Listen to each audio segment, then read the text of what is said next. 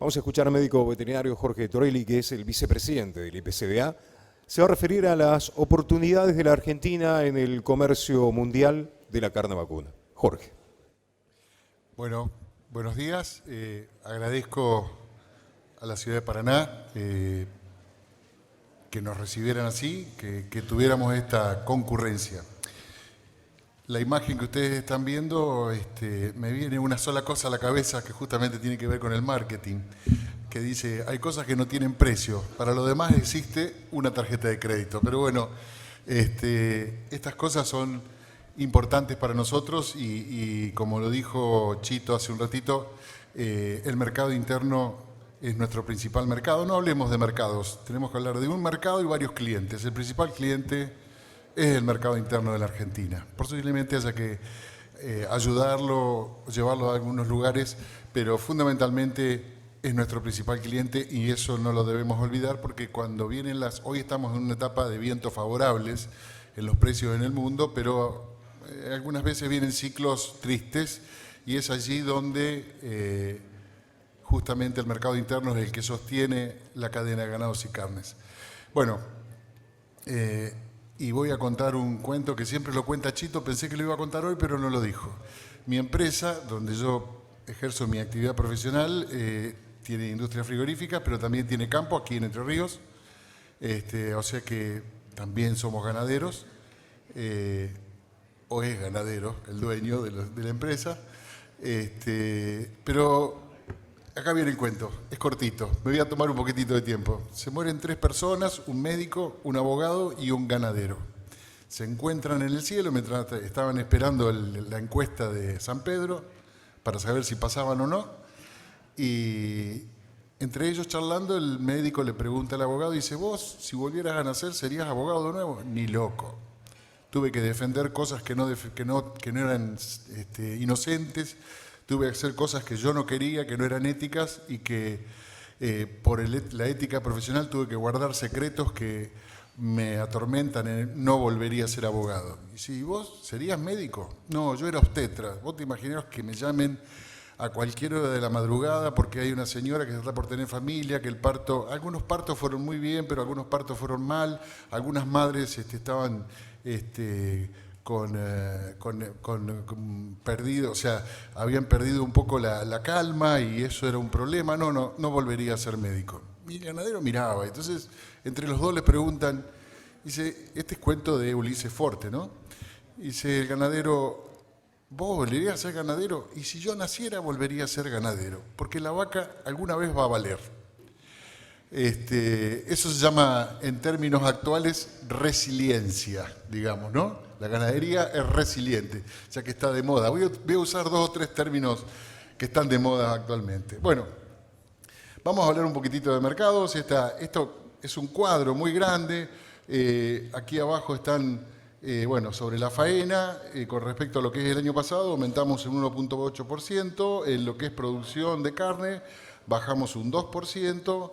Peso promedio, bajamos un 2%, esto tiene una causa puramente económica, creo yo.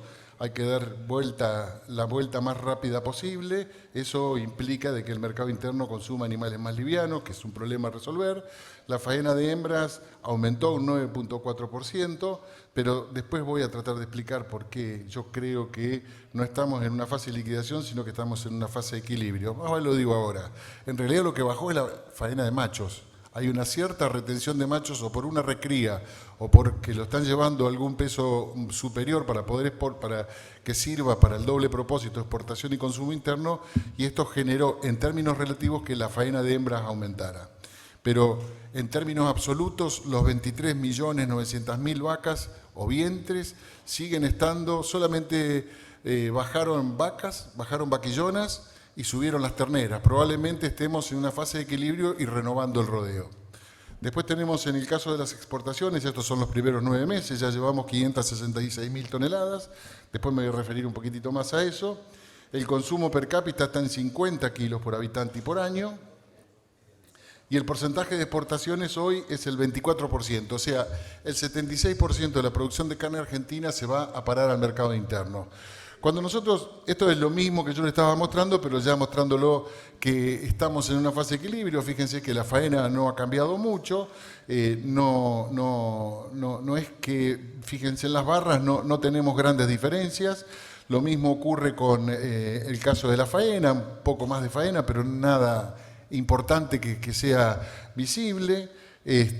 Aquí tenemos el peso promedio, sí, tenemos 5 kilos menos que el año pasado, probablemente esto derivado un poco de la situación económica, las altas tasas de interés que impiden,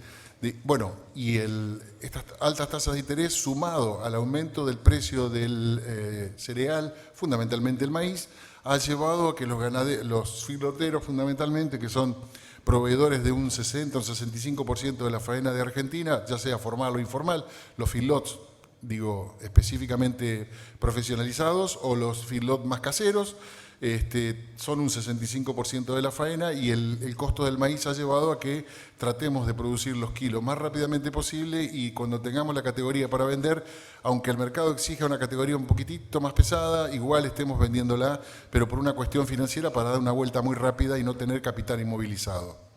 Porque sabemos que ir al banco a pedir crédito con estas tasas de interés es un problema que el nuevo gobierno tiene que resolver, porque es dejar el campo en el banco, ¿no? Bueno, en lo que respecta a exportaciones sí hay cuestiones marcadas. Fíjense que tenemos una evolución de exportaciones a 566.000 toneladas los primeros 9 meses. Estamos pensando que vamos a estar cerca de las 780, quizás 800.000 toneladas, si seguimos la misma tendencia que tuvimos en los últimos 2 meses de exportaciones de carne. Esto es muy importante para nosotros porque tenemos el consumo interno que está decaído, pero con un bolsillo flaco.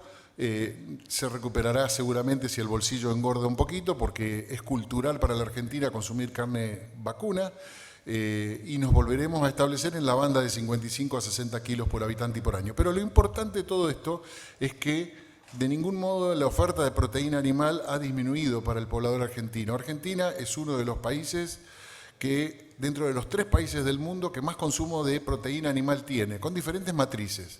Estados Unidos es el número 1 con 120 kilos por habitante y por año, y por supuesto es un país desarrollado y con un alto ingreso per cápita.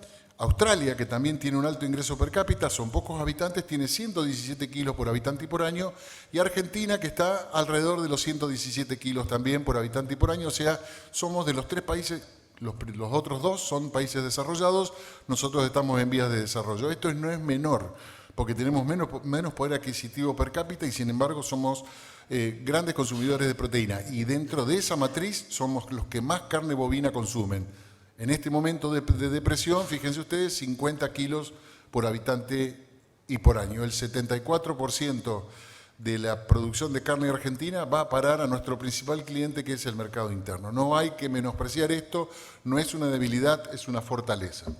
Con respecto a la faena de hembras, es más o menos lo que yo dije. Estamos 5% arriba el año pasado. No creo que estemos en una etapa de liquidación, estamos en una etapa de estabilidad. Quizás haya un poquitito menos de hembra, pero estamos mejorando los índices reproductivos. Esto es importante, porque de nada sirve tener 2 vacas en el campo para la cuenta si nos van a dar un ternero por año. Lo importante es que esas 2 vacas nos den 1.5 terneros. Y tiene tantas implicancias el asunto que no es solamente el tema de la productividad. Hay que mirar, por supuesto, el precio de pizarra, a ver cuándo elaboramos nuestras estrategias comerciales de venta, pero también en la ganadería argentina todavía tenemos una deuda. No todos los productores son así, muchos ya lo están haciendo, pero tenemos que avanzar a lo que se llama ganadería de precisión. Tenemos que medir como se mide en la agricultura, porque hay un dicho muy famoso en calidad total o en management, que lo dijo Demings, un famoso pensador, y que Estados Unidos exportó a Japón en la posguerra para desarrollar lo que es Japón ahora. El alumno superó al maestro, que se llamaba Demings. Este hombre dijo: no se puede mejorar lo que no se mide. Entonces tenemos que apuntar siempre al tema de las mediciones, tenemos que empezar a pensar en la productividad de nuestros campos. No dejar de pensar en las estrategias comerciales, pero tampoco descuidar qué productividad estamos teniendo y cuáles son las vacas o los animales que son improductivos y que están consumiendo un recurso. Y las implicancias son tan grandes que hoy todo el mundo habla de cambio climático, ¿sí?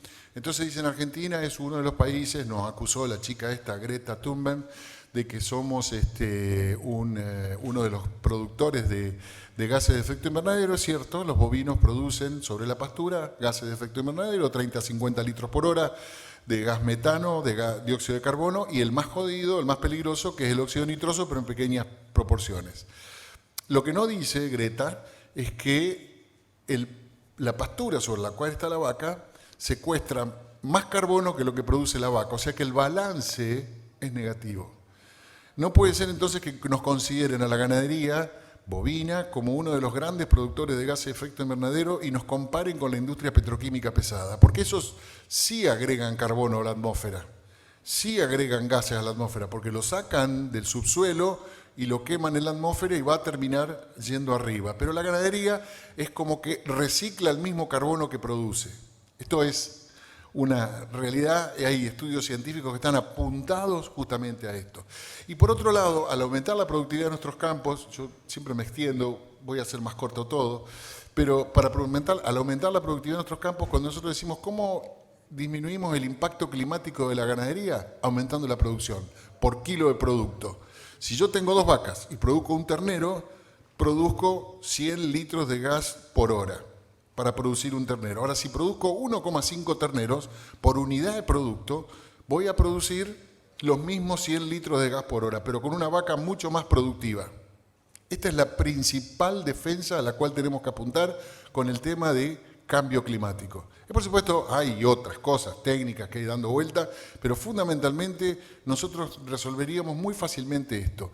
Le han adjudicado el famoso informe de la FAO del año 2006, el informe de las sombras largas, que es un informe muy duro. A la ganadería le adjudicaron el 14% de la producción de gases de efecto invernadero, lo corrigieron en el año 2014-2015 al 10%, y en Estados Unidos se realizó un estudio muy interesante que lo encargó la NAMP, National American Meat Processors, y la National American Cattle Beef Association, serían las sociedades de productores, que contrataron científicos de primer nivel, hicieron un estudio y ellos tienen un impacto sobre la producción de gases de efecto invernadero en Estados Unidos, que es uno de los principales productores de carne del mundo, más que Brasil, es el número 1, importa y exporta lo mismo, pero en producción de carne son los número 1. Y la ganadería impacta solamente en Estados Unidos y con las condiciones de productividad que tienen de 2,2%. Claro, tienen una tasa de extracción del 33-34%. Nosotros tenemos apenas un 24%, muy por arriba de Brasil, del 19%. O sea, tenemos que aumentar la productividad de nuestros rodeos para poder aumentar esas tasas de extracción, y eso mejoraría muchísimo esto del impacto climático. Bueno, dejo el impacto climático, después si quieren hacer preguntas, charlamos todo lo que quieran sobre eso y mi posición sobre lo que pienso de esta chica Greta, que está muy preparada, y cómo son las campañas que debemos encarar para explicarle a la población de que no somos los malos de la película. Bueno, con respecto al consumo per cápita, ya lo vimos, bajamos de 56,8 kilos a 50 kilos. Esto tiene una sola explicación: caída del poder adquisitivo, crisis económica, tarifas altas, la gente se preocupa más por pagar la luz y ha reducido el consumo de carne bovina. Lo que no ha reducido es el consumo de proteína. Suplantó la carne bovina por carne aviar, que se mantiene ya en mucho tiempo, y viene creciendo fuertemente la carne porcina. Y la matriz de consumo de proteínas animales se está pareciendo en Argentina, no digo eso, pero se está acercando a lo que es la matriz mundial, en la cual la carne de cerdo es la número 1, la carne de ave es la número 2 y la carne bovina, que es la más cara, la número 3. Si nosotros queremos poner en valor nuestra cadena de ganados y carnes, lamentablemente la carne bovina se tiene que diferenciar en el precio, porque si no, en definitiva, termina afectando a las otras dos cadenas, porque le ponen el techo al precio que se puede vender el cerdo y que se puede vender el pollo. Y esto afecta a las otras dos cadenas fuertemente. Por eso hoy, con los precios que tenemos, que por ahí quizás están en suba, en contra de la inflación venimos atrás, la carne bovina viene atrás con respecto a la inflación, pero tenemos unos precios altos y los productores porcinos vienen desarrollándose a un nivel bastante aceptable. Por supuesto, podría ser mejor. No puede valer lo mismo la carne porcina ni la carne aviar que la carne bovina por un simple hecho matemático. Para producir 1 kilo de carne bovina, en el mejor de los casos se necesitan 7 kilos de alimento o materia seca, y para producir 1 kilo de carne de cerdo, con cerdas incluidas, 3,5 kilos a 1, incluso hay lecturas de 3 kilos a 1, y en el caso de las aves, 1,5 a 1. Bueno, aquí hay, Entre Ríos es una provincia especializada en el tema avícola, probablemente tengan datos mejores, y después tenemos los peces de criadero que están en una conversión de los de criadero, ¿no? Están en una conversión de 1,2 kilos de alimento contra 1 kilo de pez. Fundamentalmente salmoneras y todo ese tipo de cosas. Bien. Bueno, y ya avanzando, vamos un poquitito sobre los mercados, no me quiero ir muy lejos. Antes los mercados se dividían de acuerdo a barreras pararancelarias que eran la fiebre aftosa. Entonces había un mercado aftósico y un mercado no aftósico. El mercado aftósico era aquel que tenía fiebre aftosa en su territorio y que compraba de todos los países, compraba carne de todos los países del mundo. Después estaba el mercado no aftósico, que eran los que no tenían fiebre aftosa en su territorio y compraban de países que no tenían fiebre aftosa. Por supuesto que los que estaban en el mercado aftósico eran países subdesarrollados con bajo poder adquisitivo, y los que estaban dentro del mercado no aftósico eran países desarrollados o en vías de desarrollo y que tenían la posibilidad de un mejor poder adquisitivo. ¿Qué pasaba? Había dos criterios, uno el de riesgo mínimo y el otro era el de riesgo cero. El de riesgo mínimo es el que aplica la Unión Europea, que dice: nosotros compramos, no tenemos aftosa en el territorio, pero compramos carne de países libres de aftosa con vacunación, el estatus argentino. ¿Cómo aseguramos esto? Y bueno, mandame carne sin hueso porque es reservorio del virus, mandame carne sin ganglios porque también es reservorio del virus, y asegúrame que la carne tiene un pH por debajo de 5,9, con lo cual la prevalencia del virus en la carne es difícil que se haga presente. ¿Qué avala esto? 50 años de exportaciones a la Unión Europea sin que un solo caso de fiebre aftosa que hubo en la Unión Europea sea identificado un virus de origen sudamericano. Todos los virus en los cuales se produjeron brotes de fiebre aftosa en la Unión Europea fueron virus asiáticos, que entraron por Turquía o por Europa Oriental. Ese es el riesgo mínimo. Y después están los países que decían: no, nosotros aceptamos riesgo cero. Ahí estaba Estados Unidos, que después cambió un poquito, Japón y Corea, que no compraban carne de países que no fueran libres de aftosa sin vacunación. De hecho, Estados Unidos y Australia se hicieron un picnic, porque encima tienen un alto poder adquisitivo estos mercados, ¿no? Pero ahora, ¿qué pasó? Ahora cambió el paradigma. ¿Y qué apareció? Lo que llamamos ahora seguridad alimentaria. En inglés es fácil decirlo porque son dos palabras. Una es, en español tiene dos interpretaciones. Una es seguridad alimentaria, que un alimento sea seguro y no me enferme, ni a mí ni a mi familia, o sea, que haya seguridad higiénico-sanitaria. Y la otra es contar con el alimento. Entonces, este término de seguridad alimentaria es muy importante porque apareció un elemento disruptivo en el mercado mundial y ahora se puso más disruptivo todavía. Ese es el otro término que me gusta decir, porque son nuevos, digamos, ¿no? Apareció China y los países del sudeste asiático, que crecieron a un ritmo del 10%, cercano al 10% del Producto Bruto Interno, y empezaron a tener poder adquisitivo. Cuando empezaron a tener poder adquisitivo, está comprobado que cualquier ciudadano en el mundo lo primero que hace cuando mejora sus ingresos familiares no es comprarse un televisor de 90 pulgadas o un auto súper alemán y de 400 caballos de potencia. No, mejora la alimentación de su familia.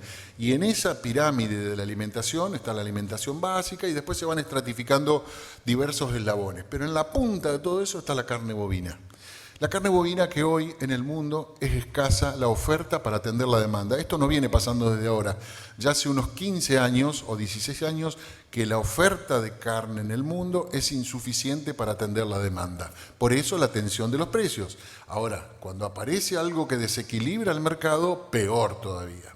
Entonces apareció esto de la seguridad alimentaria.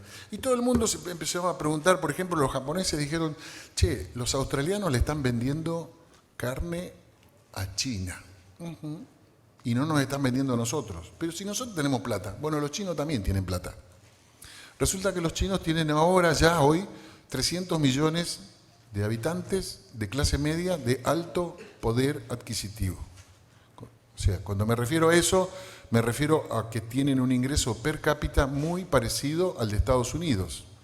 300 millones de personas, con la incapacidad de producir el alimento que necesitan y con la necesidad de salir a buscarlo en el mundo, porque ellos necesitan tener la seguridad alimentaria. Planifican a 15 años porque no pueden tener una hambruna como tuvieron en la década del 60. Imagínense 1.400 millones de personas desbocadas por el hambre. Porque todas las crisis sociales, normalmente, la chispa que enciende la mecha es el problema alimenticio, fundamentalmente. Miren lo que pasó en Chile, que parecía que estaba todo bien y de repente nos encontramos con un Chile haciendo una lectura, hablando que había un segmento de la población que no tenía cubiertas sus necesidades básicas, no tenía educación, no tenía salud y tampoco podían llegar a consumir todo lo que podían consumir, y sin embargo era un país súper ejemplo. Lo sigue siendo, pero tienen sus cositas abajo de la alfombra también, ¿no? Bueno, los japoneses se preocuparon, entonces de repente y de la nada, Argentina hacía muchísimos años que venía pidiendo la diferenciación por regiones del país, diciendo, nosotros tenemos áreas de la Argentina que no se vacuna contra la fiebre aftosa. De hecho, es muy fácil, es la Patagonia, por debajo del río Colorado. Nunca aceptaron la regionalidad ellos. De repente la aceptan. Lástima que hay un solo frigorífico, pero probablemente con el devenir del tiempo y si los negocios son muy buenos, ahí va a haber un nicho positivo, digamos, para las economías regionales, porque le va a dar una alternativa mayor a los productores de esa zona. Para que ustedes se den una idea, graficando la lengua Rusia, la lengua bovina, a Rusia se vende alrededor de $3.500 la tonelada, costo y flete. En cambio, si se la vendemos a Japón, costo y flete, vale, escuchen bien lo que dije, 3.500 contra 16 a 18.000 dólares dependiendo del peso de la lengua. 16 a 18.000 dólares la tonelada. Un solo producto que le sacamos 1 kilo por animal. Bueno, y así con muchos cortes, y justamente les encantan los cortes del cuarto delantero. Que son cortes que por ahí son muy económicos, pero les encanta pagarlos lo que sea. Después Japón siguió. Ya también vino Corea, la Argentina, estamos en una serie de pasos llegando a la parte final para abrir el mercado coreano. Los coreanos consumen 18 kilos por habitante y por año de carne bovina, son grandes consumidores, tienen buen poder adquisitivo. Japón de repente va y compra una fábrica en Uruguay, la más grande de Uruguay, la más nueva, BPU, una compañía japonesa, y vos te preguntás, ¿para qué compró Japón una empresa japonesa, una planta en Uruguay? ¿Para venderle carne a Europa? ¿A Estados Unidos? ¿A México? No. Los uruguayos abrieron el mercado de Japón, con el mismo estatus sanitario que tiene Argentina. Una sola diferencia, y señores, los que son ganaderos, háganse a la idea de que no nos vamos a escapar de la identificación individual. Si queremos jugar en primera división, nos tenemos que poner los mejores botines y tener la mejor pelota. No sé si el aplauso fue para retarme o para realmente felicitarme. No nos podemos escapar de la identificación individual. Y la identificación individual no es solamente, y esto es un mensaje claro, para complacer a los mercados. No me importa si no tengo que complacer a los mercados, pero cuando recuerdan que dije al principio, no se puede mejorar lo que no se mide. Bueno, justamente teniendo identificación individual y rodeo chipeado, yo puedo empezar a medir y empiezo a establecer las líneas de base y me pongo metas para poder llegar, pero metas alcanzables, ¿no? Decir, voy a producir 900 kilos, que los hay en Argentina, 900 kilos de carne por hectárea, sino que hoy estoy en 180, 200, bueno, quiero llegar a 240. Y empezamos a apuntar eso. Cuando llegamos a 240 decimos, bueno, levantamos la vara, vamos a 250, vamos a 260, vamos a donde podamos. Todo eso tiene que ver mucho en la parte primaria con el manejo nutricional, reproductivo y sanitario, y por supuesto que está dentro del contexto país, que muchas veces no es fácil llegar o los plazos se alargan, pero tenemos que establecer la meta y no nos vamos a salvar de la identificación individual, ni tampoco del control de enfermedades. Todo el mundo estaba enojado porque los chinos nos hicieron firmar un protocolo, o nos pidieron que firmáramos un protocolo en los cuales los campos tienen que estar libres de brucelosis y tuberculosis. Señores, la salud pública está ante todo, eso no es negociable.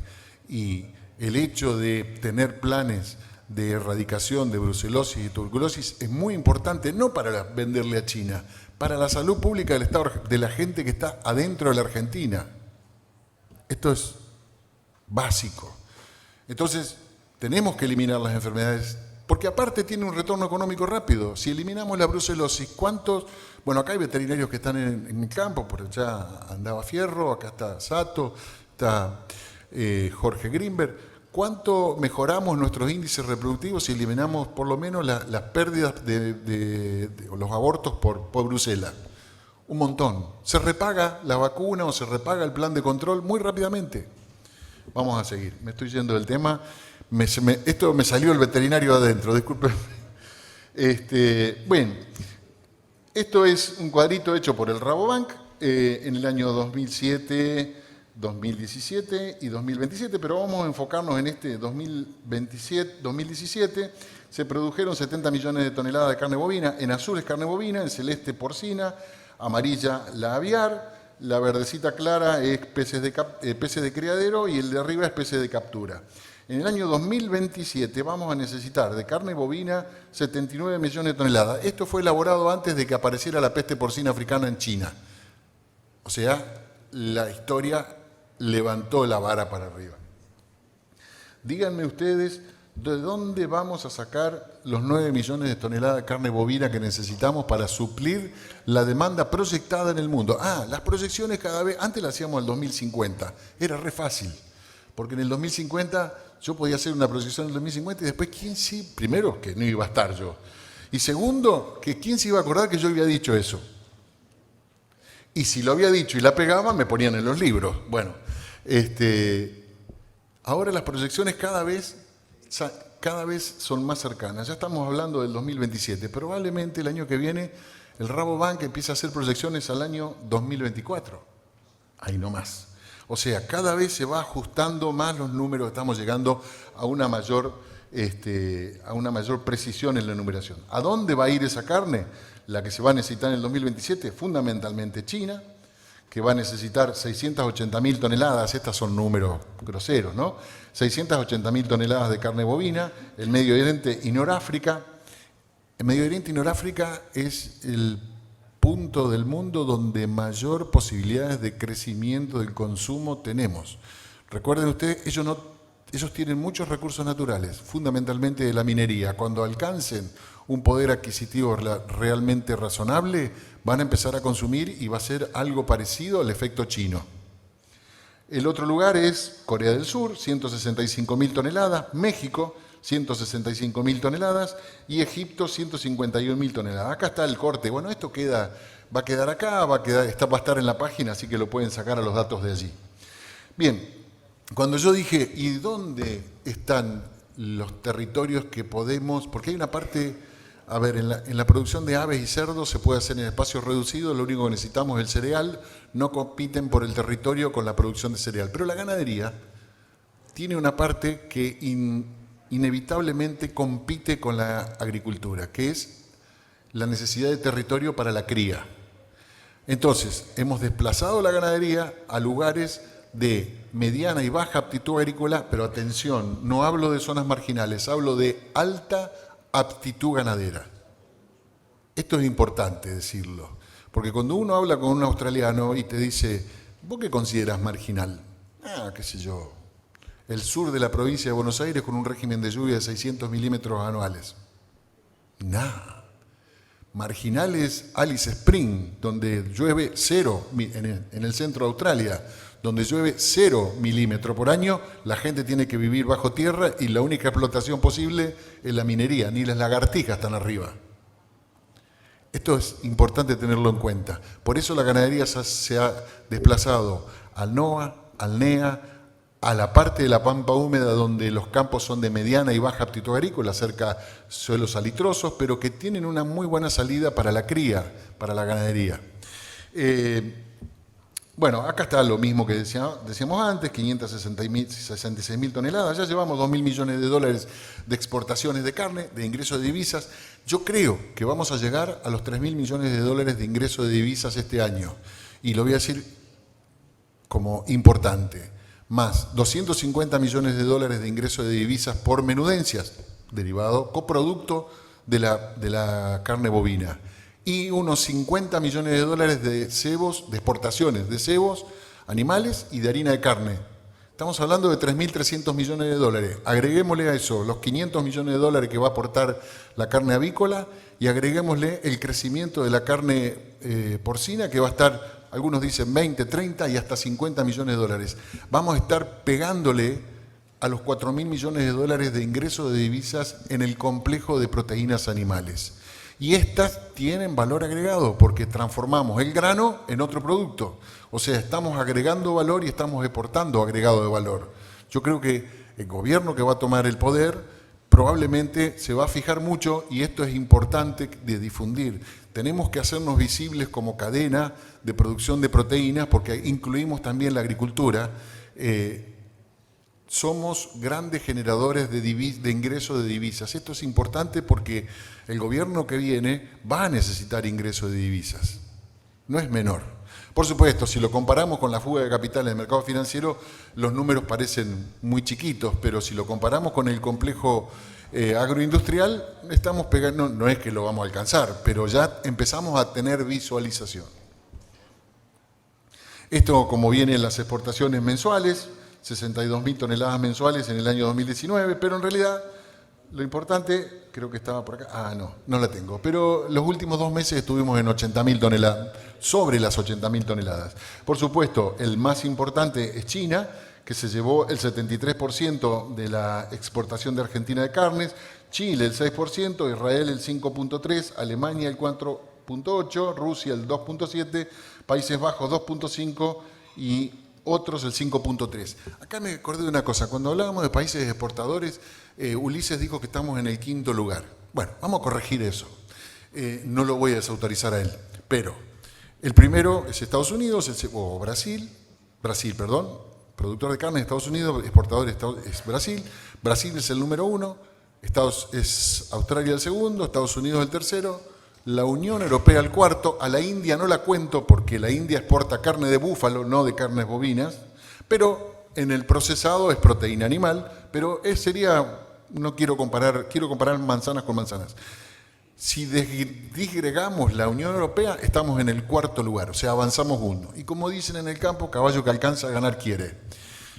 Probablemente en el año 2020, 2021, si seguimos este ritmo y podemos tener las condiciones favorables para que la ganadería crezca en productividad, en todas las puntas, todos los ángulos, ahí vamos a estar llegando a las 1.000 toneladas, al 1.000.000 de toneladas, de exportación de carnes bovinas, con el consiguiente desarrollo, apertura de fábricas, generación de empleo y una serie de condicionamientos que aparte van a mejorar el tema para el mercado interno y por supuesto para los productores. Bueno, cuando vemos los precios, interanualmente, fíjense que la variación 2019-2018 en los 9 meses del año, China creció en los precios 8%, muchos países están en negativo, casi todos, y los otros tienen un crecimiento muy poquitito, como es Chile 1.9%. Estacionalmente Chile, acá yo lo tengo marcado como muy bueno, aumentó un 15.3%, pero es porque en septiembre ellos tienen las fiestas patronales y presiona la demanda, presiona mucho sobre la oferta y los precios suben. Pero interanualmente el que viene pegando arriba es China. Estas son las exportaciones de este año, en azul están las exportaciones del año pasado, fíjese que venimos pasando las 80.000 o cerquita de las 80.000 toneladas en los últimos 2 meses, vamos a ver cómo cierra octubre, pero probablemente va a cerrar muy parecido, y esto es muy importante de tener en cuenta. Estamos teniendo una muy buena performance exportadora sin afectar tanto el consumo interno. Aquí está por mes las exportaciones, 40.000 toneladas a China, 41.000 toneladas, al resto del mundo 14 o 13.000 toneladas, que son las históricas que teníamos, fundamentalmente Unión Europea, algo de África, Medio Oriente, pero Lo importante es que la línea roja sigue creciendo y va a seguir creciendo. Les cuento, los chinos, esto no lo tengo en ninguna transparencia, pero bueno, ustedes saben que tienen peste porcina africana. Ellos dicen o declara el gobierno chino que van a disminuir un 30% su stock. El stock porcino de China es el 46% del stock mundial de cerdos. El 46%. Si eliminan, según dicen ellos, el 30%, van a tener una gran faltante de proteínas. Todo esto originado por la peste porcina africana y lejos están de tenerlo bajo control. No la tienen bajo control. Se traspasó a Vietnam, se traspasó a Tailandia, se traspasó a Mongolia, se traspasó a parte de Rusia, llegó a la Unión Europea, hay peste porcina africana en Bulgaria, hay peste porcina en Grecia, hubo brotes en Polonia, hay rastros del virus en Bélgica. La cuestión, yo casi diría que es una pandemia, como se decía en nuestra época, Sato, ¿no? Sí, más o menos. No, ahora no se habla mucho de eso, pero es casi una pandemia porque afectó a 2 continentes. Y la verdad que es un severo problema porque no hay vacuna. De todas maneras, los chinos han aplicado, han hecho los anillos sanitarios, han hecho el rifle sanitario en los establecimientos afectados, y hicieron lo que ellos llaman faena preventiva. Establecieron un perímetro más grande, o no, cercano a los brotes, y todos esos cerdos fueron a faena y están congelados en un stock de intervención para afrontar la falta de proteínas.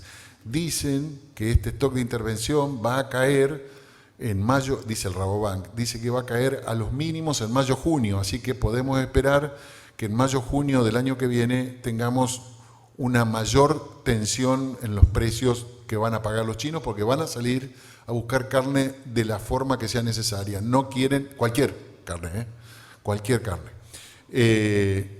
Según el Rabobank, la disminución de la cantidad de cerdos de China era del 50%, y ahora hizo una última corrección que dicen que los chinos van a reducir el 70% su stock de cerdos, lo cual no es una buena noticia porque esto genera una coyuntura internacional fundamentalmente en los precios y un desequilibrio muy fuerte entre la oferta, que ya era insuficiente, contra la demanda. Vamos para adelante. Bueno, ideas en marcha, ya casi estoy terminando, no me falta mucho. ¿Cuánto tiempo tengo? ¿Vengo bien? ¿Estoy con 10 minutos? Bárbaro. No sé qué me pasó hoy. Hablé poco. Con respecto a lo que es Unión Europea, por supuesto, aquí hay un trabajo muy fuerte del Gobierno Nacional, a través de sus organismos, Cancillería, Ministerio de Agroindustria, el SENASA, y con un apoyo muy fuerte del Instituto. Bueno, por supuesto, tenemos varios puntos, pero tenemos allí el Tratado de Libre Comercio, ahora lo vamos a hablar, con la Unión Europea, con el Mercosur, la cuota Hilton y la cuota 481 que muchos se estarán preguntando. En el caso de China, lo importante, más o menos ya lo comenté, pero lo muy bueno es el ingreso de carne con hueso. Yo no creo que los chinos compren cuartos o medias reses congeladas de Argentina para descongelarlas, porque esto anduvo dando vuelta esta idea. Para descongelarlas, y como su mano de obra es muy económica, descongelarlas y despostarlas en China. Eso no es razonable. Tomo un ejemplo. Uruguay exportó 98.000 toneladas de carne con hueso en el año 2017. De los 98.000 toneladas de carne con hueso o hueso con carne, 2.000 toneladas solamente eran cuartos delanteros, o sea, van a un nicho de mercado. Los huesos que se exportan a China fundamentalmente son los huesos largos pelados, el caracú, con un valor bastante razonable, de 700, 800 dólares la tonelada, 70 centavos de dólar contra 50 pesos el kilo sería, más o menos, groseramente hablando, contra un valor que se paga en el mercado interno que debe estar entre los 2 y 3 pesos el kilo de hueso para las fábricas de carnarina. No tiene sentido. El hueso el espinazo, que es el hueso del cogote, digamos, con carne, ellos están pagando creo que hasta 1.500 dólares la tonelada, ese tipo de producto, y aquí vale también 2, 3 pesos, no vale más. Incluso es un problema para las fábricas de carnarina porque al ser muy difícil de retirar de las vértebras cervicales la carne, queda siempre un poco de carne y esa carne le da color al cebo y hay que tener mucho cuidado con la colorimetría del cebo que baja su calidad, digamos, ¿no? En el caso de Estados Unidos el mercado está abierto, está operativo. No creo que vayamos a exportar carne de industria a Estados Unidos porque tiene muchísimas exigencias con respecto a lo que es sanidad y específicamente la Escherichia coli, que es una bacteria, para los que no están en el tema, muy peligrosa, algunas cepas para la salud humana, la productora del síndrome urémico hemolítico, que es la O157, y hay otras 6 cepas más que tiene identificado Estados Unidos, que si te agarran un contenedor con un rastro de ADN de esas bacterias, no hay problema, los americanos son muy prácticos. Te dicen, mira, te dio positivo, acá está el contenedor en Filadelfia, vení a buscarlo, ¿pero qué hago? No sé, vendéselo, llévatelo de vuelta, tiralo al agua, haz lo que quieras. Dáselo de comer los pescados, lo que venga. Bien. A Estados Unidos lo que estamos tratando, creo que a dónde apuntamos y hicimos una gira en Estados Unidos, que fuimos Los Ángeles, Chicago y Miami, pero hay otras grandes ciudades de Estados Unidos donde podemos entrar como nichos de mercado. Todos los restaurantes más o menos de alto, digamos, no son temáticos, pero son restaurantes de alta calidad, quieren tener carne argentina en su carta. Ni hablar de los restaurantes que son argentinos, que ponían, tenemos carne argentina y era mentira, era carne uruguaya, antes que se abriera el mercado, pero quieren tener carne así. Ahora tiene sus bemoles, porque lo que tenemos que encontrar, hay que desarrollar todo un mercado, hay que desarrollar una logística muy especial para poder mandar los cortes especiales al lugar, porque en el restaurante, por ejemplo, claro, tienen lugar y dice, yo no puedo comprar un contenedor porque tiene 20, 21, 22 toneladas de carne enfriada. Puedo comprar un pallet, 1000 libras, estamos hablando de 600 kilos. Eso sí, porque lo puedo poner en mi propio depósito, ¿no? O sea que necesitamos sí o sí de hubs o de distribuidores que reciban el contenedor entero y que se encarguen de mandarlo para todos lados. A Chicago, cuando estuvimos, la carne que produjimos, que llevamos, venía de Nueva Jersey, o sea, bastante lejos. Pero ahí había un distribuidor que tenía carne de un frigorífico argentino y la llevó a la feria. En Estados Unidos es reconocida la carne argentina, nos cuesta mucho menos en lo que se refiere a penetración de mercado que en el caso de China, por ejemplo, que no conocían la carne argentina de alta calidad. Cuando uno va a presentar un bife, que me ha tocado en los seminarios, yo voy y hablo mucho en seminarios de chef o de responsables de hoteles, de caterings o de restaurantes, y ellos preguntan cómo es la carne argentina, como la australiana, porque la que conocen es la australiana, no la argentina. Entonces tenemos que hacer un gran esfuerzo con alto costo de penetrar ese mercado con campañas de marketing en las redes sociales, en la vía pública, a través de utilización de lo que hoy se llaman influencers o la gente más joven, los millennials, los centennials que hay por acá, que veo que hay unos cuantos, o KOL, Key Opinion Leaders, así, COL. Yo la verdad que no lo sabía hasta que lo escuché y tuve que preguntar, pero bueno, queda lindo. Y nos cuesta un gran esfuerzo. Con Estados Unidos no nos cuesta un esfuerzo, quizás por la gran población, por la gran densidad que tenemos de latinoamericanos que conocen la carne argentina y por los lazos turísticos que hay muchos entre el norte y el sur. Entonces, uno americano normalmente uno le pregunta, ¿y qué vas a hacer cuando vas a Argentina? Y me voy a comer un bife. Chan. Eso, 5 minutos me quedan. Eso pasa normalmente con Estados Unidos, pero nos resulta bastante fácil y lo importante es no colisionar con el espíritu americano. Cuando preguntan cómo es la carne argentina, no es ni mejor ni peor que la americana, es diferente. Y la realidad es diferente porque hay carne americana muy buena y hay carne australiana muy buena. No hay que colisionar, hay que ganarnos el lugar con calidad y con el gusto. Y esto es cierto, el gusto es completamente diferente. Aunque sean animales alimentados a grano en el corral, yo no sé por qué hay una diferencia. En el caso de Japón, ya lo conté, Japón se está abriendo. Probablemente hubo una inspección sanitaria japonesa, no sé si ya se fueron, están en el país o estuvieron haciendo un análisis de riesgo, están viendo, porque van a abrir en algún momento dentro del corto plazo, mediano plazo, nos van a abrir el mercado japonés porque ellos necesitan aprovisionamiento de carne. El caso de Corea ya lo conté, y Medio Oriente y Noráfrica, que tenemos nichos de mercados. Tenemos Arabia, con alto poder adquisitivo, tenemos Dubái, tenemos Kuwait, tenemos la zona del Magreb. Esto es muy importante de tener en cuenta porque yo hablo de nichos, pero resulta que un nicho, como en Estados Unidos, cada gran ciudad es un nicho de Estados Unidos, pero una más una más una más una supera, cada nicho, sumados todos, superan la capacidad de oferta de la carne argentina para esos lugares. Y los precios son muy buenos. Con respecto a la cuota Hilton, bueno, ustedes ya saben, la cuota Hilton es un contingente arancelario que ingresa a la Unión Europea. Hay unas tratativas para poder cambiar el protocolo de Hilton. El protocolo de Hilton exige, no porque lo hayan pedido los europeos, sino que hace muchos años atrás nosotros, los argentinos, dijimos de que iba a ser carne alimentada exclusivamente, y ahí fue el problema, exclusivamente a pasto. Entonces ahora vamos a decirle a los europeos, miren, para llegar al animal que ustedes necesitan con el peso ideal, necesitamos suplementarlos en el campo, no en confinamiento, en el campo, de alguna forma con silos de autoconsumo, con los cosos de lona, de alguna forma que son ineficientes, pero bueno, no, ustedes dijeron que era pasto. Pero bueno, ¿pero podemos poner grano? No, ustedes dijeron que era pasto.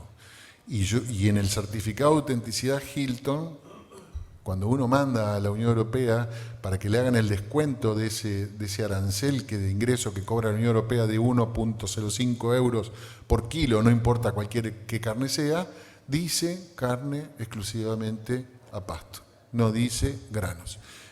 Ojalá logremos, las autoridades que están o las autoridades que vienen, logren cambiar este protocolo para poder agregar y cumplir muy fácil. Bien, Tratado Unión Europea-Mercosur. El Tratado Unión Europea-Mercosur nos ofrecieron 99.000 toneladas equivalentes res carcasas, que da unas 70.000 toneladas de peso producto para repartir entre los 4 países del Mercosur en el Tratado de Libre Comercio. Este Tratado de Libre Comercio es vos me das, yo te doy. Por supuesto que hay resistencia dentro de la Unión Europea y algunas resistencias también hay dentro del Mercosur. Con respecto a la resistencia de la Unión Europea, los países más duros son Francia, uno que se endureció, que es Irlanda. ¿Por qué se endureció Irlanda? Porque Irlanda tiembla ante el Brexit. ¿Por qué? Porque el 80% de la producción de carne de Irlanda va a parar a Inglaterra. Si Inglaterra se separa de la Unión Europea, va a imponer aranceles de ingreso, con lo cual ellos van a tener que competir en Inglaterra con la carne argentina, con la carne brasilera, con la carne de Australia y con la carne de Nueva Zelanda. Se pierden un negocio. Entonces ahora se pusieron duros con el ingreso de carne a la Unión Europea. Y hay algunos países productores de carne de Europa Oriental, fundamentalmente Polonia. Bueno, pero con respecto a esto, el arancel de ingreso de esas 70.000 toneladas, que después veremos cómo se reparten entre los 4 países del Mercosur, no me voy a extender, tienen un 7,5% de arancel. La cuota Hilton paga hoy 20% de arancel, y si entramos fuera de Hilton pagan 12% de arancel más 1,05 euros por kilo, no importa qué producto. Lo cual establece la diferencia entre Hilton y no Hilton de $3.000 la tonelada. ¿Qué pasó? Ahí está. En el Tratado de Unión Europea-Mercosur, y acá no hay que olvidarse de esto, la cuota Hilton, ellos ofrecieron o se firmó que la cuota Hilton va a tener 0% de arancel. O sea, producir a pasto va a haber que pensarlo, porque si no quieren cambiar el protocolo y tenemos que producir a pasto, va a tener un 20% de diferencia de lo que vale hoy. Va a ser un valor similar al de la cuota 481 que hoy paga 0% de arancel. Esto es importantísimo. ¿Por qué? Porque Argentina es el que más cuota Hilton tiene en el mundo, 29.500 toneladas, contra los otros países que tienen mucho menos, muchísimo menos. Uruguay tiene 6.000 toneladas, Estados Unidos tiene 8.000, Brasil muy poquitas, bueno, poco. La cuota 481, como ustedes saben, la cuota 481 fue resultado de una negociación entre la Unión Europea y Estados Unidos, una contienda que hubo, porque los americanos decían que le mandaban carne sin hormona y los europeos decían, vos me mandás carne con hormona, y ellos decían, no, yo te aseguro que la que te va a Europa no tiene hormonas. Bueno, fueron a la Organización Mundial de Comercio, se la ganaron los americanos, aparte le impusieron sanciones a producto europeo, como los quesos azules, fundamentalmente contra Francia, las motonetas italianas, que scooters serían, que son muy importantes. ¿Y qué pasó? Negociaron y terminaron arreglando que hicieron un tratado de libre comercio, y ese tratado la Unión Europea al principio dio 48.000 toneladas, cuando cerró el tratado de libre comercio con Canadá, le dio 3.000 a Canadá, con arancel cero de ingreso, y quedaron las 45.000 toneladas que venían peleando los americanos. Bueno, los americanos se van a quedar con 35.000 toneladas, acá está creo cómo va a ir bajando, 35.000 toneladas, y van a quedar 10.000 para repartirnos entre Uruguay, Argentina, Australia y Nueva Zelanda, que son los que están produciendo hoy cuota 481. Fíjense ustedes cómo a partir de enero de 2020 le van a tocar 4.000 y pico de toneladas para Estados Unidos, y va a ir creciendo hacia el año 2026, en el cual ya se quedan con el mayor porcentaje de la cuota 481 directamente los americanos. O sea, la cuota 481 se muere. Bueno, la composición de las exportaciones, si el principal destino es China, la principal composición es el congelado. Voy a ir rápido acá. Fíjense ustedes, esta es una carta de un restaurante en China. Este es un lomo argentino de 250 gramos, un bife de lomo argentino, casi 240 yuanes, son $30, más o menos. Muy parecido a un ojo de bife australiano, que está en los 250 gramos, $30, muchachos. Un ojo de bife australiano, 260, y fíjense que los chinos tienen... ¡Ay, se me fue! Tienen amor por las carnes más magras. El sirloin es el cuadril, que es un corte más magro, y lo pagan más, 270 chinchulines o yuanes o renminbi, o sea que serían unos $35 el bife de 250 gramos. Bueno, ya apuntando y terminando, el resumen es construir calidad. En la producción primaria tenemos una muy buena genética en la Argentina, esto es innegable.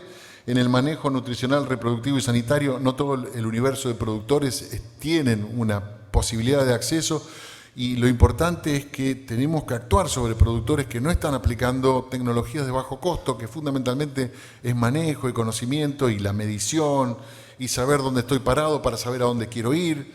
Esto es muy importante. Fíjense que la carita triste es un poco más grande que la carita grande. En cambio, en la industrialización sí tenemos, y acá voy a hacer la mea culpa porque esta es la mía, este es mi palo. En la industrialización tenemos una industria muy atomizada, tenemos un triple, cuádruple estándar sanitario, arrancando desde el algarrobo hasta llegar a un frigorífico exportador de última generación, pero nos encontramos con un problema básico.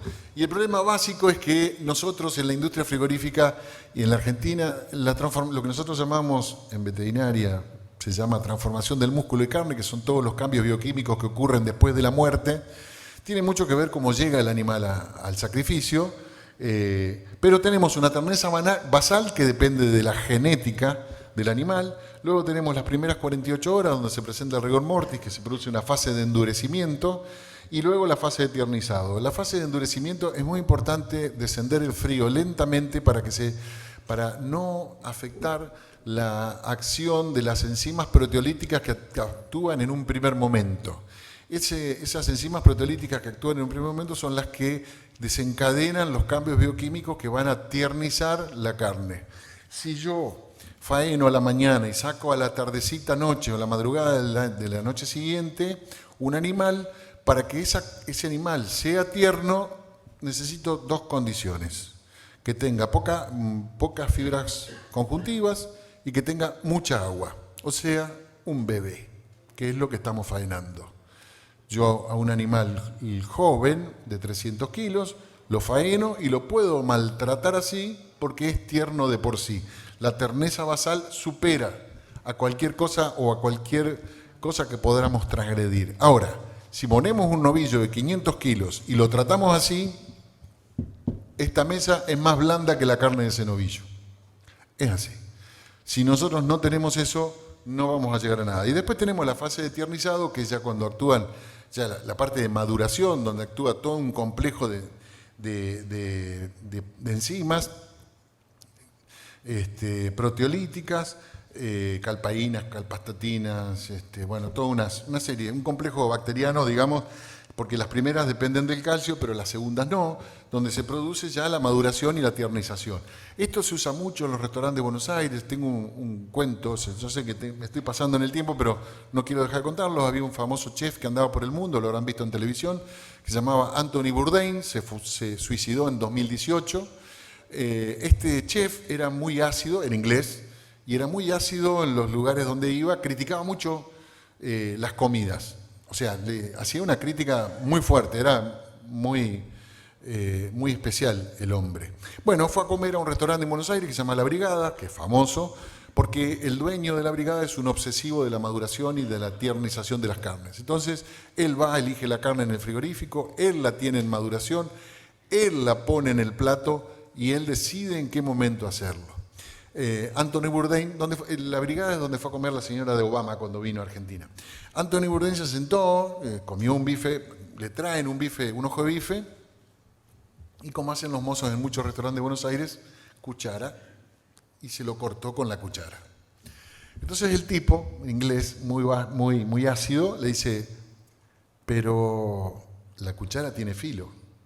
El dueño que estaba escuchando le dijo, trae otro y cortalo con el mango. Lo cortó con el mango. Porque estaba muy tiernizado. O sea,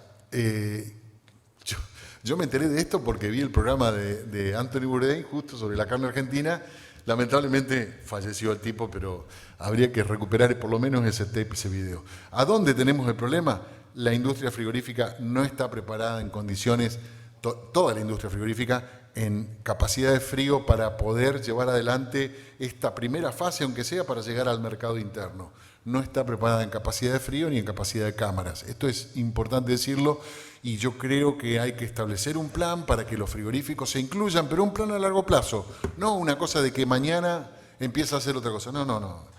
Muchachos, como hacen los países serios, planifican a 5 años. En 5 años, el que no saca la carne a las 48 horas del frigorífico está frito. Ahora, para que los industriales tengan la posibilidad de hacerlo, bueno, arrancamos desde el día cero, va a haber créditos en el banco, va a haber esto, o sea, tiene que ser inclusivo, no podemos dejar nadie afuera, pues estamos hablando de puestos de trabajo y esto es importante.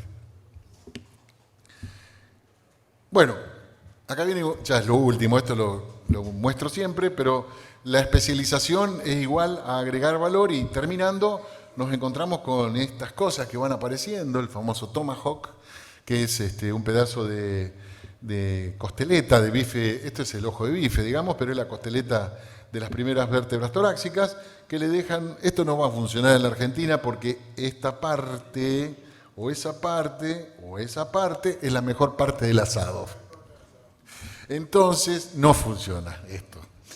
Va a quedar, sí, como en algunos restaurantes, como para que te lo cobren. Esto pesa 1 kilo, te lo van a cobrar 2.000 mangos y vos vas a estar contento, te vas a hacer famoso una vez por año o una vez cada 5 años.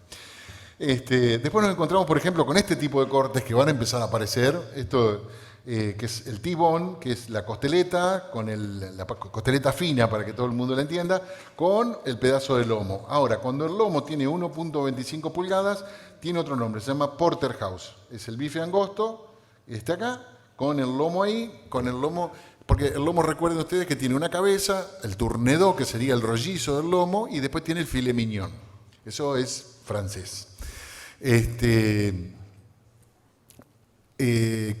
Esa parte no es todo largo dorsal. Esto va del primer espacio o el segundo espacio de la intervertebral de las vértebras lumbares hasta el penúltimo espacio de las vértebras interlumbares, o sea que no sale, sacándole la cabeza y sacándole el filet mignon, no sale el tournedos que justamente da origen a eso. Para que ustedes tengan una idea, en Estados Unidos, cuando uno va a comer una barbacoa en la casa de unos amigos, o un asado, sería lo argentino, no lleva una botella de vino. Lo que lleva es un porterhouse, envuelto en papel encerado, muy lindo, como se hacía antes en la Argentina, y que hoy por hoy van a volver esas carnicerías gourmet. De hecho, uno va a Puerto Madero y se lo cobran 1.500 mangos a ¿no? Para decir, y pesa 500 gramos. Después, otro corte, esto es van a aparecer, lo van a ir viendo, el Denver Cut. Si alguna vez le ofrecen Denver Cut en un restaurante en Buenos Aires, abran el ojo, porque el Denver Cut es la aguja. Es el músculo de la aguja, fíjense, ahí está, separado por sus músculos y dejando lo que es la parte final del longissimus dorsi, que es el mismo músculo que hace el ojo de bife, que hace la costeleta fina o el bife angosto, pero se lo van a cobrar 700, 800 pesos un bife de esto y van a decir, ay, me comí un Denver Cut que estaba riquísimo. Sí, te comiste una aguja. O, por ejemplo, este otro, que esto ya está, el Flatiron Steak. Flatiron Steak es un corte que es la marucha. Si a la marucha la deshuesamos, el músculo infraespinoso es la marucha, ¿no? Si a la marucha la deshuesamos, le sacamos la parte, hay una aponeurosis en la parte de arriba, una aponeurosis en la parte de abajo, y al medio tiene como un nervio duro, el bife americano que se puede comprar en Carrefour de acá, que lo producimos en una planta de Matievich, vayan y lo van a poder consumir. Tiene como un nervio duro, lo separamos ese nervio duro y van a salir dos bifes parecidos a que cocinados quedan así. Y se llama flat iron. Queda bien, ¿no? Pero son, y les puedo asegurar que el oyster blade, que es el corte original y el nombre en inglés, por ejemplo, en Australia a la parrilla tiene la misma aceptación, 50.000 paneles de degustación que hizo el MLA, tiene la misma aceptación que el lomo. O sea, esto es importante de tenerlo en cuenta, ¿no? Se lo pueden vender también como oyster blade, pero vamos a llamarle flat iron, que queda más lindo. Después tenemos el flank steak, cuando uno al vacío lo agarra, el vacío entero, se lo pide al carnicero y le sacamos los cueros, le sacamos la grasa, sale este músculo, que es el que más arriba está por acá arriba, que es el transverso abdominal, que cocinado queda así. Recuerden, fíjense ustedes, siempre de cortarlo en contra de la fibra. Eso es otra de las partes de la eternización. Esto no lo inventé yo, se lo copié a mi abuelo, que pobrecito ya no está aquí, pero él clavaba el tenedor y después le daba con el cuchillo track, track, track, que lo hemos hecho todo o lo hacemos. Es una forma de tiernizar los cortes. ¿Cómo lo tiernizamos? Cortándolo en contra de la fibra. De esa forma yo adquiero una cierta terneza. Otro corte que está por aquí, flap meat, también cuando uno separa el vacío, este es el oblicuo abdominal interno, se encuentra con este músculo que se llama medialuna de vacío o flap meat, que tiene la misma estructura muscular que la entraña. Probablemente, bueno, la entraña, la think skirt, que antes era para el perro, para el manto negro, resulta que ahora uno va a un restaurante y dice, no, una entraña para picar y a la cabeza, directo. Y es entraña. Bueno, esto tiene la misma estructura muscular que la entraña o que los pilares del músculo diafragma, digamos, ¿no? Y cocido queda así, muy parecido, muy rico. Es la verdad, se usa mucho en Estados Unidos para la comida Tex-Mex, para las fajitas y para todas esas cosas. Si uno también ahora viene de moda en los restobars, algunos le llaman Phillies por el lugar de donde se originaron, en Filadelfia, pero si no es shrinked o deshilachado, es este corte o el otro, los que tienen fibras gruesas, cocinado a muy baja temperatura en el horno, con mucho tiempo, y después deshilachado. Eso lo pones en un sándwich, le pones algunos aderezos, y lo pones en un sándwich y te vendieron un sándwich de carne deshilachada y que los chicos jóvenes les gusta mucho consumirlo. Bueno, discúlpenme si me pasé con el tiempo. Sí, me pasé, 10 minutos. Muchas gracias. Les dejo una frase de Winston Churchill de 1941 con respecto a la ganadería. Yo soy optimista, un optimista. No parece útil ser ninguna otra cosa. Típico humor inglés. Al tipo le estaban cayendo las bombas en Londres y él era optimista. Y así fue que se salvó de la guerra. Y sin embargo perdió las primeras elecciones después. Muchas gracias. Muchas gracias, Jorge Torelli.